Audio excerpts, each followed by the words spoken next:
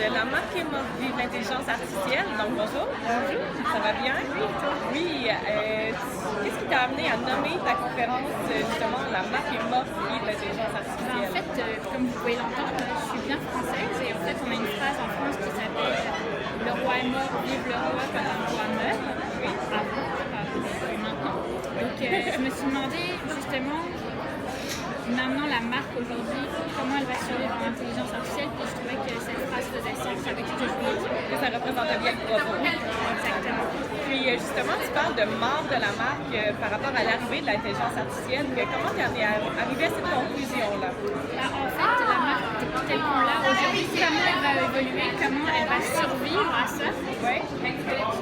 Au début, je me suis dit, elle va vraiment mourir. Comment, parce que là maintenant des intelligences artificielles sont capables de faire des logos, de tout faire. Donc comment elle va survivre à ça avec Alexa qui prend de plus en plus d'ampleur. Et en fait, en faisant mes recherches, je me suis rendu compte que non, elle n'allait pas vraiment mourir. C'était juste un titre pour faire beau, mais d'accord. Il faut un petit punch quand même pour que les gens viennent me voir. C'était une excellente punchline, ça a piqué ma curiosité.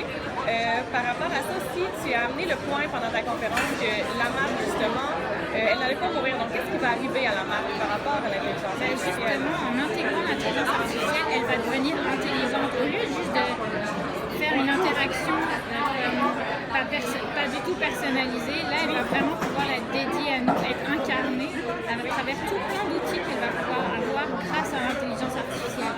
Et qu'en fait, au lieu d'être une marque comme aujourd'hui, elle va renaître de ses cendres et devenir intelligente.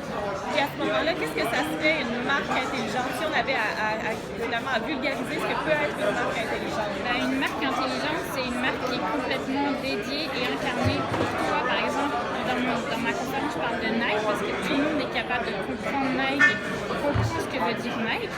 Mais par exemple, mon interface sur mon téléphone ne serait pas la même que la tienne. Oui, grâce à l'AI First Design de Masha Kroll d'Elemental. Mais on a fait une discussion là-dessus, donc on a compris que justement, toi, tes préférences, tes objectifs, et comme l'application, la marque apprendrait de tes préférences, tes objectifs, tes comportements, elle adapterait tout à toi. Et la mienne serait différente, même si ça devrait rester Nike. Dans ce cadre-là, justement, tu dis que ça devrait rester Nike.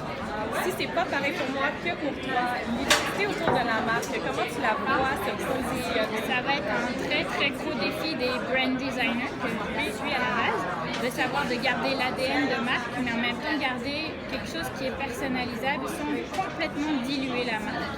Et là, ça va être un énorme défi, je pense, niveau image, en fait tout de la marque, ça va être un très gros défi. Tu parles de défis, justement, tu avais amené aussi une autre dimension qui était l'interaction entre les différentes marques et la responsabilité qui va en découler.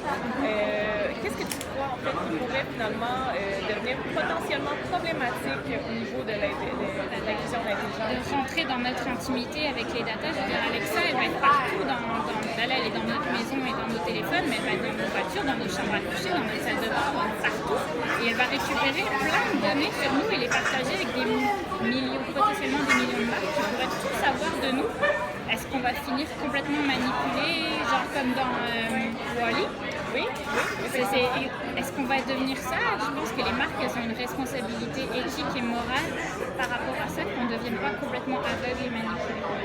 Et à ce moment-là, toi, comment tu verrais cette responsabilité se faire prendre? Est-ce que tu crois que c'est au niveau du design, vraiment de l'identité de marque? En fait, je pense que ça fait partie de, justement, c'est pas juste les designers qui ont une responsabilité, c'est les gens de marketing. Ça va être vraiment dur pour eux, je suis désolée de le dire, mais ça va être difficile pour eux, mais ceux des gens de marketing, les designers, les développeurs, quand ils font un projet avec une marque, de dire qu'est-ce qui est éthique, est-ce qu'on est pour vendre à tout prix à ce point-là, ou est-ce qu'on veut rendre la personne humaine, nous, juste meilleure et dans ses meilleurs objectifs grâce à ça? Il y a des questions à se poser, qu'ils ont une responsabilité parce que l'influence elle est trop grande.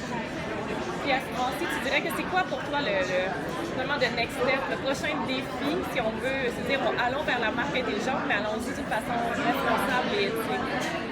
En tout cas, chez Arbise, on est arrivé avec les 3 lois de la marque intelligente. Après, il faudrait le développer encore plus et justement mettre encore plus plus inclusive avec des éthiciens, des psychologues et tout ça pour juste, je pense que c'est un gros travail d'équipe là-dessus, que ça soit responsable, c'est pas juste les marketeurs. Enfin, non, le monde deviendrait fou si c'était juste des marketeurs. Pardon. Tu nous parles de trois règles de la marque intelligente. Est-ce que tu peux nous les partager rapidement? Alors, la loi 1, c'est la marque doit nous laisser la liberté de choix. La deuxième fois, de nous protéger avec nos data pour pas qu'on soit complètement manipulé et aveugle. Et la troisième loi, c'est qu'elle doit comprendre nos valeurs. C'est vraiment important et ça fait, c'est les trois lois ne viennent pas de nulle part, il y a eu plein d'articles et surtout dans openai.org, ils parlent de ça qu'elle doit comprendre nos valeurs. Et vous pouvez aller sur le site smartbrain.ai. Je te remercie. Puis en conclusion, où est-ce qu'on peut te joindre ou te suivre ou suivre un peu ton travail si Il y a le site smartbrain.ai. Oui, il y a mon Twitter, Manon Bruaz. Ou vous pouvez m'écrire à manon.bruaz@arbis.com. Merci beaucoup.